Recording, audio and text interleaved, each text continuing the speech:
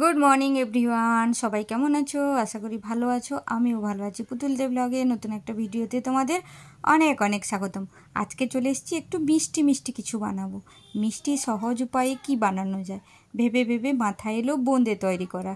কিছুই না, একদম বেসনটা গোলো, তেলে ভেজে নাও আর মিষ্টির রসে ফেলে দাও, একদম শর্টকাট।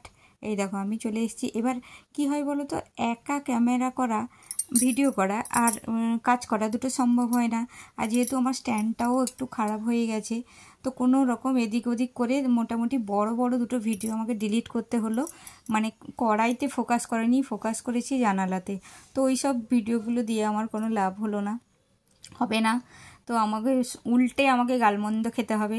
ওই জন্য ওইগুলোকে ডিলিট করে যতটুকু ক্লিপ আমার কাছে বেঁচে ছিল ওইটাই দিলাম। এটা হচ্ছে লাস্ট পার্টটা। আমি দেখো গ্রেটারে করে বেসনটা দিচ্ছি, কারণ আমার কাছে যে ছাঁকনিটা মানে ছানটা না কি বলে, ওই যে যেটা ছেঁকে তুলবো ওটা ছিল, কিন্তু ওটাই যদি ব্যবহার করে দেবো তাহলে তো তুলবো কিসে। ওই জন্য আমি গ্রেটারে করে ওটা বেসনের গোলাটাকে ফেলছি ফোটা ফোটা, আর ওটাতে করে তুলছি, মানে ছানটা করে তুলছি।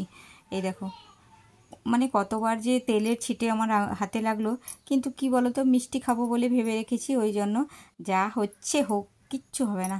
এই মেয়েদের কঠিন থেকে কঠিনতম জীবন, কই মাছের জীবন, অত সহজে মরবে না, বেঁচে থাকবেই।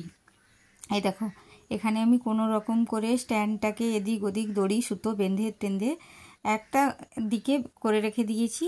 এই দিকে আমার হয়ে গেছে। এবার আমার শুরু হয়ে যাবে বাম হাতে করে ক্যামেরা করা। এই দেখো এদিকে আমি ভাজা হয়ে গেছে, বেসনের গোলাগুলো ভাজা হয়ে গেছে, আর কড়াইতে জল চাপিয়ে দিয়েছি, এলাচও দিয়ে দিয়েছি। এরপরে দিয়ে দেবো পরিমাণ মতো চিনি, যে যেরকম মিষ্টি খেতে পছন্দ করো। আমি এখানে একটু কম মিষ্টি দিয়েছিলাম যাতে খেতে ভালো হয়, আর একটু বেশি মিষ্টি হয়ে গেলে গাটা কেমন গুলিয়ে ওঠে, ওই জন্য একটু কম মিষ্টিই দিয়েছি। এই দেখো আমার কাছে এখানতে কোনো রং আমি ব্যবহার করিনি, না ফুড কালার না বাসন্তী কালার। আমি একদম নর্মাল করেছি, ঘরের মতো ঘরোয়া পদ্ধতিতে করেছি।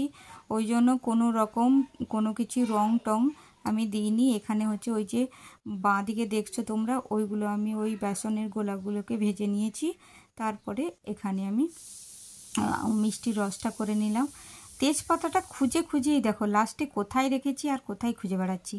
একদম সেলফটা যে সেদিন যে সেলফটা করেছিলাম, সেলফের তলাটাই ভরে রেখেছি, আর আমি এদিক ওদিক গোটাই খুঁজে বেড়াচ্ছি। তো যাই হোক, লাস্টের দিকে পেয়ে গেলাম। পেয়ে যখন গেছি তখন হয়ে গেছে, তাতেও একটু ধুয়ে দিয়ে দেবো। এই যে দিয়ে দিলাম। বেশ এগুলো কি বলো তো, ফ্লেভার আসে বা এমনি মনের শান্তি, সেটা তোমরাই কমেন্টে বলে দাও তো। আর ফাইনালি আমার বোঁদে রেডি। কিছু না হোক, প্রত্যেক দিন রাত্রিবেলা যখন রুটি খাই, রুটির সাথে একটা তরকারি থাকে, লাস্টে মনে হয় একটু যদি কোনো মিষ্টি মুখ হতো তাহলে ভালো হতো। ওই জন্য একটু বেশি করেই করেছি।